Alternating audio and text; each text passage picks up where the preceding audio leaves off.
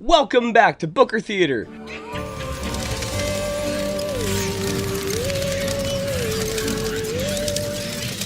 Halloween edition.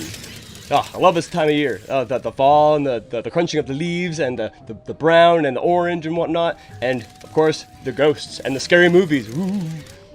Cut that part out. Hope you guys like the decorations. We're probably going to mix them around every couple episodes or whatever because we like it, but we also might change our minds because, I don't know, we might end up getting more stuff and whatnot, or it might stay the same.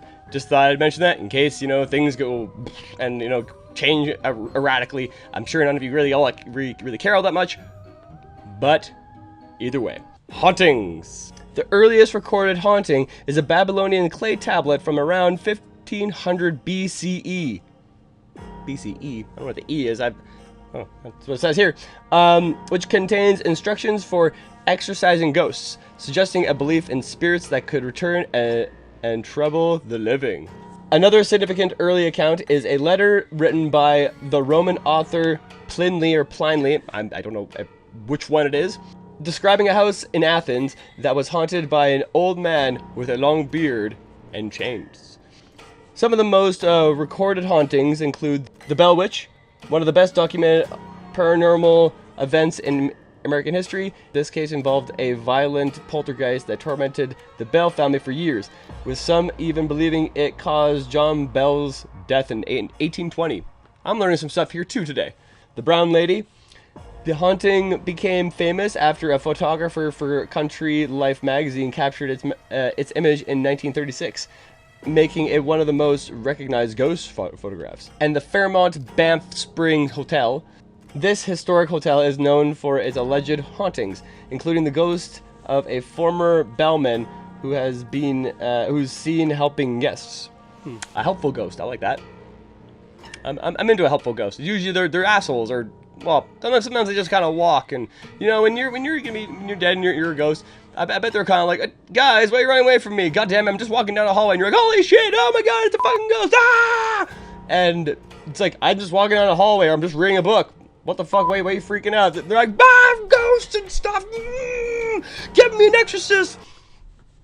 This is supposed to be a crucifix. And the Amityville haunting, which, yep, that sounds what I'm more in tune with. I know that one. I'm sure everybody else knows that one too. It's a pretty well-known one. And two people that are usually connected with those kinds of things, ghosts and whatnot. Yeah, I know. I say whatnot a lot. And Ed and Lorraine Warren. Ed and Lorraine Warren. That came out weird. American paranormal investigators and authors associated with prominent cases of alleged hauntings. And on that note, The Conjuring, directed by James Wan. Paranormal investigators Ed and Lorraine Warren work to help a family terrorized by a dark presence in their farmhouse. People that are in this are Patrick Wilson, Vera Farmiga, Ron Livingston, and Lily Taylor. Those are the main adults in this. And now the kids that were in this: Shane Lee Caswell, Haley McFarland, Joey King, Mackenzie Foy, and Kyla Deaver. Ooh, before I do this, gotta do it right. And, oh, look what I have. Halloween mug. I love this thing. It smells a bit weird though. I got it from Goodwill and I've washed it like a bajillion times, but yeah. Anyway. And let's do the thing we do. Oh, it's not opening properly. Oh my god. Okay, there we go. Oh, Jesus. Yep, that's fair. I should not be pouring it like that. Good. Hopefully it doesn't taste like shit. Yes, good. Excellent. Alright, now, The Conjuring. Oh, Jesus Christ. I looked at the fucking screen and then it was that scary part with the ladies on top of the thing. Yeah, that part freaked the shit out of me, I'm not gonna lie. So yeah, this movie, I was decided to talk about it because the new one's coming out, or has come out now, The Conjuring: The Last Rites, and I'm looking forward to watching that one because I really enjoyed 1 and 2, and 3 I've never actually fully watched all the way through. I watched like half of it or a quarter or whatever, and I thought it was kind of a little bit boring at the time, and also I had to do other things, so I stopped it. But I'm gonna do. So these are all going to be consecutive in the month of October for the spooky season. I'm going to do all of the Conjuring movies. 1, 2, well, no, these Conjuring movies, like, not The Nun and whatnot, but The Conjuring 1, 2, and 3 and Last Rites. I'm hoping to get all these edited and out quick. This may spill over a little bit into November because I'm just a one-man crew doing all this stuff, and I usually talk forever, and it's hard to edit all of it. So, I'll do what I can, though. Anyways, on to the Conjuring movie. Directed by James Wan and written by Chad Hayes and Carrie W. Hayes. Oh, double Hayes. Okay, nice. I'm assuming I got those names correctly. If I didn't, my bad. As the later iterations are done by a different dude. I can't remember fully his name. Michael Chaves, apparently. I don't know that guy, but we're talking about him later. We're talking about the first one right now. So this movie has kind of fallen to the ether, it seems like. A lot of people don't really seem to be talking about these days for some reason, and I love this movie. The first one is actually like one of my all-time favorite horror movies. It got me the first time I ever saw it, and it still got me like when I watched it about a week ago. My girlfriend and I watched it together, and it was like the dead of night. I watched it, and I had to work the next day. Or actually, no, I didn't. But however, I watched it, and by the time it was done, it was like 1 o'clock, and I ended up not getting to sleep fully because my brain woke me up at 3, and that was fun. I always hate that because the movie is like at 3:17. All the clocks stop in the farmhouse and crazy and like shit goes down, and yeah, so that movie got me. It still did. And also movies that like just have a time frame, like The Exorcist of Emily Rose, that one did it to me too. When I first watched it, I think it's like 3 o'clock or 3:03 or whatever the hell it is.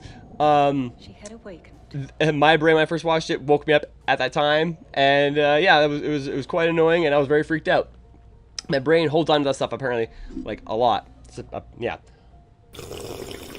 Yeah, James Wan knows how to enhance the mood and make it very intense and scary. And yeah, he knows how to do tension and suspense very, very well. My approach for the scares and the suspense sequences in this film are definitely much more grounded. Those are classic haunted house horror movie tropes, but there's a reason why they're there, because when they work, they're so effective. I've always said what makes scary movies work is not so much the visual, it's the sound. It's what you think you see through the sound design that is the most important thing. It's standing right behind you.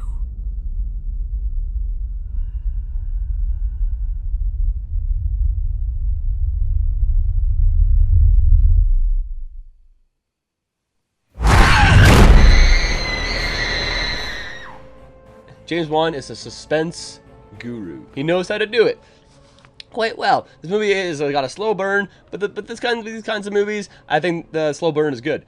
Cause yeah, like you go from the beginning to the end, and by the end it ramps up. All the scares are pretty like tropey by now, whatever and whatnot, but they still get me to this day. And that clapping shit, like that still gets me too. When mom and the girl are doing the hide and seek thing, or the hide and clap or whatever the hell, and she goes around, she looks for her kid, and she can't find her, and then like a clapping's happening from inside one of the rooms of the girls, and the hands come out and clap, and then she goes in there and she's like, "Mommy, I was never in this room, haha, like I tricked you," or whatever. It's like, you took your blindfold off. I went. You weren't even warm, Mom. I was in Christine and Nancy's room. Yeah, that gave me some spine chills. It's already doing it right now, like when I'm thinking about it, because it got me. It's a really good one.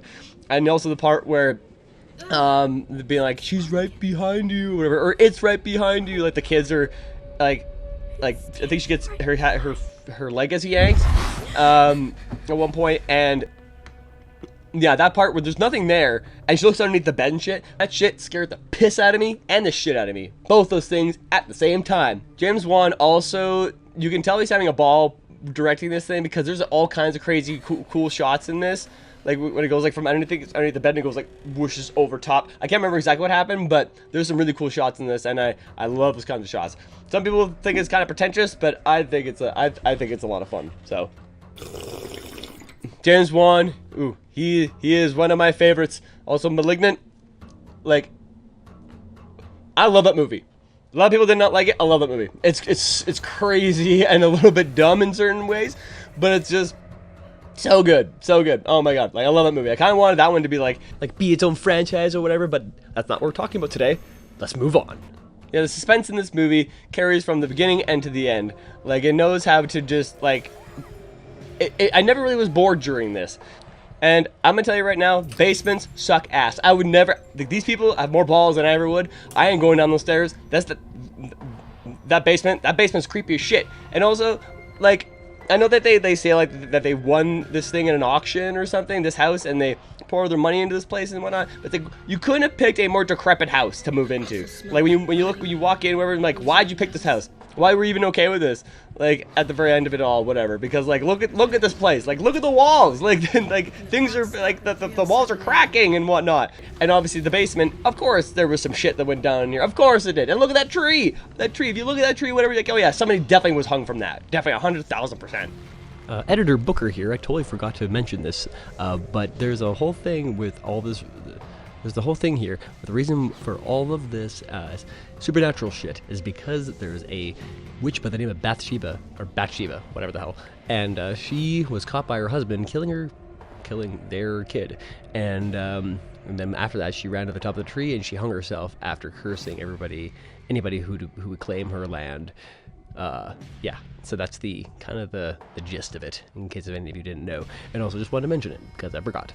Also, apparently ghosts love to throw shit. Like there was a really cool effect, like stunt and whatnot, where one of the girls is dragged around the house and thrown into the door window thing or whatever. That was a crazy cool stunt, and just crazy in general. When the witch has inhabited her and she's like floating in the chair, and they're trying to like exorcise her, and she like flips or whatever. Then they're like, you gotta let her go. And she's like, the spirit's like, okay, and just drops her and goes, and just the whole thing breaks. That part, like the chair breaks. Although it was kind of comedic. And the part where like the lady shows up in the rocking chair holding Annabelle, and then the thing, and then the whole like rocking chair like turns, and then it like, I think that's the part where it happens, where it just stops. And then it gets thrown, and it's just like, okay, like you just love throwing shit. Like, stop throwing shit. Like, stop it. That part where Carolyn is being possessed, that whole section there, I liked it a lot. I like how it kind of goes, like, before that point, they like have a team come in and they're trying to get the evidence to bring to the Vatican. Like, I love that stuff. That's really cool. Rather than like, oh well, these are some ghosts. Let's try and stop them. They like have to get like approval and stuff like that, which I think was really cool. And yeah, that segment was really cool when they had the camera panning around and showing like this different stuff they're doing. That was cool as well. Yes, cool all around. Cool. But the part where like her face is coming through the sheet when she pukes blood all over it, that was just a cool part that I liked. That I thought kind of amplified the scene. And when there was a shotgun and then it goes it falls and shoots in the direction of someone, but then one of the dudes is like rescued or like tackled out of the way. I would be kind of okay with if there was some death in this, like as like obviously there's some deaths in terms of like the witch and like hanging herself and the kids and all that. Like nobody in like I thought like there'd be some like in this house when they have like these people come over to like get evidence and stuff that these people would start dying off or whatever. Not one dies, like not even from that shotgun blast. I think that would have been a cool little extra little thing that would have been good. That if saying how violent it is and then it goes and it just blows a hole through someone, that would have been pretty dope. I would be into that. But and also I just realized as well, this movie is rated R and there's no R or anything in this. What the shit? Excuse me? What the fuck? Okay, no. I'm telling you, it's here. It was R before. See? Right there. R. Don't you freaking lie to me. No piece of shit.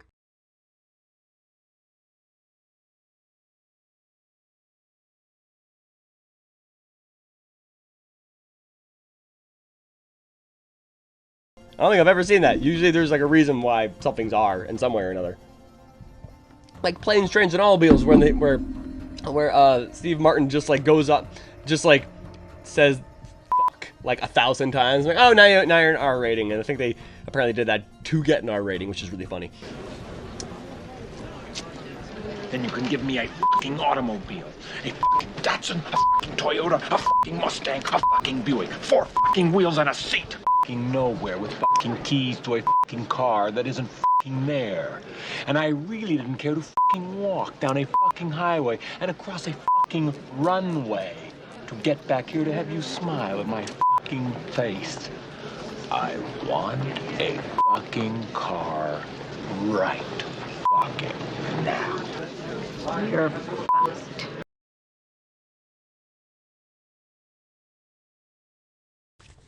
But yeah, I would give this movie a 8 out of 10. Obviously not perfect, but I think it's definitely up there in terms of like scares. And obviously now that I've seen it a few times, sometimes rewatchability in horror and stuff like that, when you know things are coming, is kind of hard for it to be a big thing and for it to still scare you in that way. But it still got me in certain areas. So kudos to James Wan and team.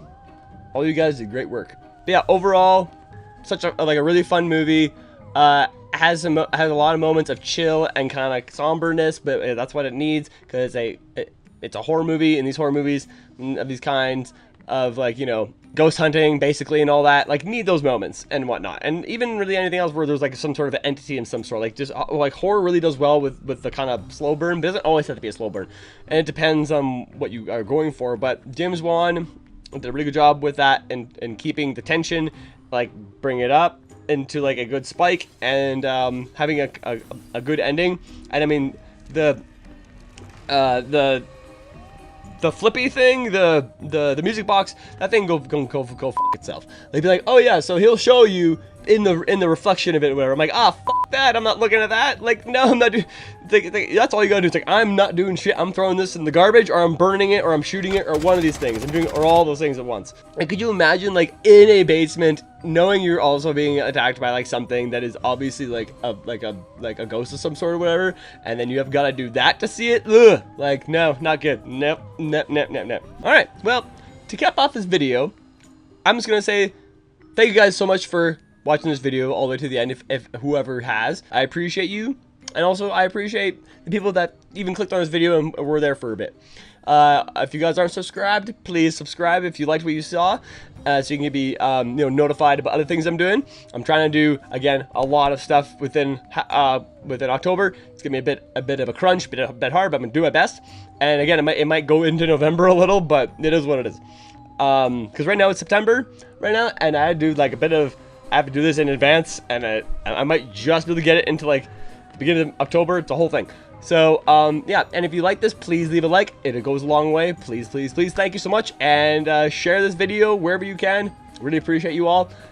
Thanks again for showing up. I'll see you guys in the next Booker review thoughts thing. Booker Theater. Yes, that's the word. All right, guys. Have a good night, and I'll see you next time. And have a ghostly night. Woo! Bye! Okay, I'm done. All right. Bye!